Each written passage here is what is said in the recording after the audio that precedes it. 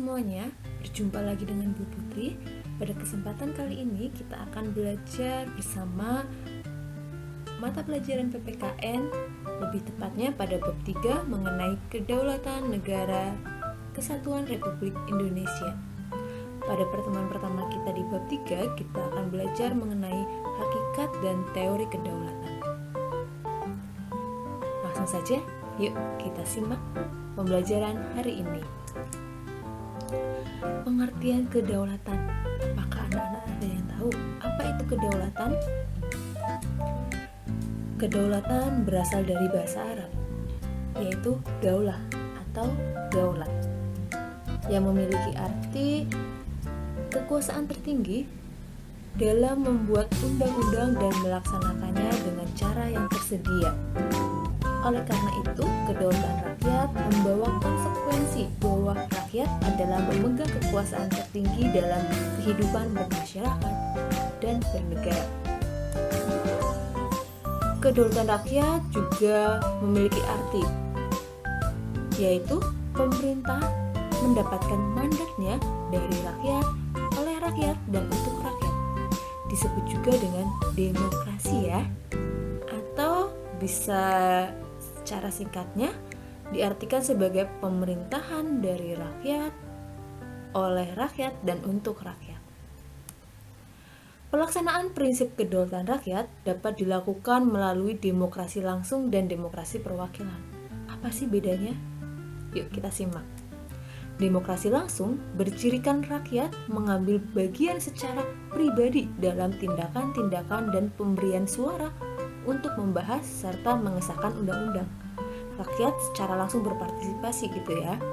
Kalau demokrasi perwakilan, rakyat memilih warga lainnya sebagai wakil yang duduk di lembaga perwakilan rakyat untuk membahas dan mengesahkan undang-undang.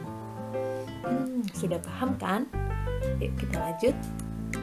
Yang selanjutnya yaitu sifat-sifat kedaulatan. Yang pertama, sifat asli. Artinya, kekuasaan ini tidak berasal dari kekuasaan lain yang lebih tinggi. Sifat yang kedua, sifat tunggal.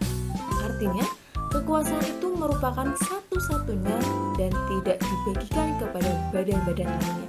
Tunggal itu ya. Yang ketiga, sifat permanen. Artinya, kekuasaan tetap ada sepanjang negara itu berdiri walaupun pemerintahan sudah berganti.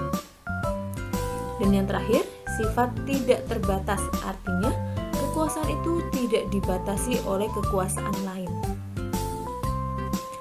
Lanjut di materi selanjutnya mengenai macam-macam kedaulatan. Ada 2 di sini. Kedaulatan ke dalam, artinya kekuasaan untuk mengatur segala kepentingan negara tanpa campur tangan negara lain. Contohnya apa? Yaitu membuat kebijakan atau undang-undang. Maaf ya, ada kesalahan penulisan. Macam kedaulatan yang kedua yaitu kedaulatan keluar. Artinya, kekuasaan untuk menjalin kerjasama dengan negara lain tanpa terikat kekuasaan lainnya. Oke, sudah bisa membedakan ya antara kedaulatan ke dalam dan kedaulatan keluar. Kedaulatan keluar contohnya yaitu melakukan hubungan atau kerjasama dengan negara lain. Oke, semakin paham kan? Yuk kita lanjut di materi teori-teori kedaulatan. Teori yang pertama yaitu teori kedaulatan Tuhan. Teori kedaulatan Tuhan merupakan teori kedaulatan yang pertama yang beranggapan bahwa raja atau penguasa memperoleh kekuasaan tertinggi dari Tuhan. Jadi kekuasaan tertinggi ini berasal dari Tuhan. Adapun penganut teori dan negara penganut teori kedaulatan Tuhan yaitu sebagai berikut.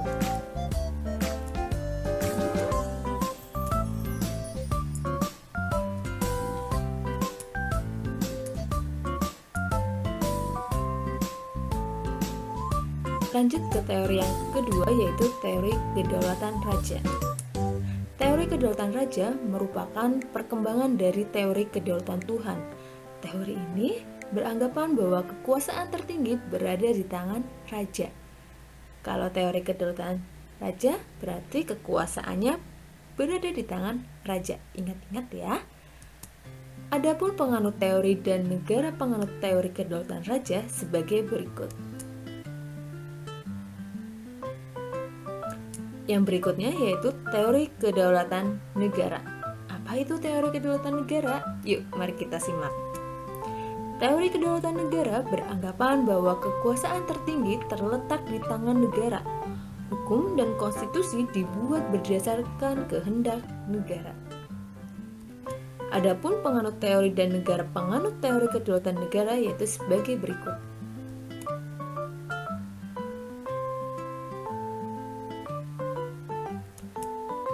Teori yang keempat yaitu teori kedaulatan hukum.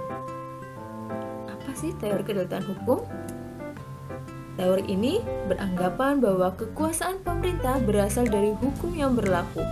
Kekuasaan hukum merupakan kekuasaan tertinggi di dalam suatu negara.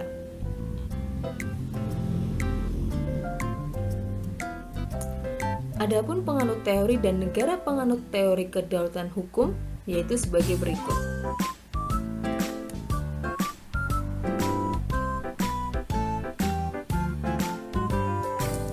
Lanjut ke materi teori kedaulatan yang terakhir yaitu teori kedaulatan rakyat. Teori ini beranggapan bahwa kekuasaan tertinggi adalah rakyat.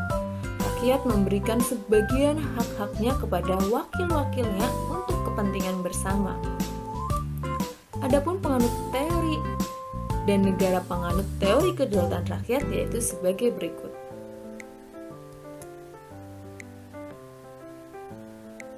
Berikut tadi adalah materi mengenai teori-teori kedaulatan. Yang selanjutnya, menurut Montesquieu, dia membagi 3 kekuasaan yang ada di dalam suatu negara. Yang pertama, kekuasaan legislatif atau kekuasaan untuk membuat peraturan perundang-undangan dalam suatu negara. Nah, kekuasaan ini dipegang oleh lembaga DPR dan DPD untuk di tingkat pusat. Kekuasaan eksekutif. Yang kedua yaitu kekuasaan eksekutif. Kekuasaan ini memiliki wewenang melaksanakan peraturan perundang-undangan yang berlaku. Kekuasaan eksekutif dipegang oleh presiden, karena presidenlah yang menjalankan roda pemerintahan.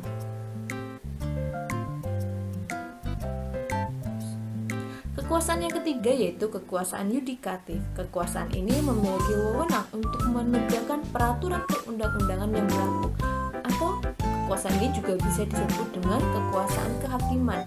Kekuasaan ini dipegang oleh lembaga MA, MK, dan KY.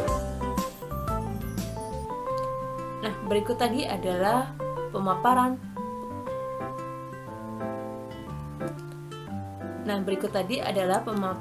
mengenai materi kita di pertemuan kali ini. Untuk menutup pertemuan kita kali ini, silahkan kalian menjawab kuis yang ketiga dengan cara yang masih sama ya. Tulis di kolom komentar dengan format nama, kelas, dan jawaban kalian. Untuk kuisnya yaitu silahkan kalian simak pertanyaannya. Dengan wilayah negara Indonesia yang sangat luas, apakah bentuk kedaulatan yang paling cocok sebagai landasan hukum untuk diterapkan di Indonesia? Dan berikanlah alasannya.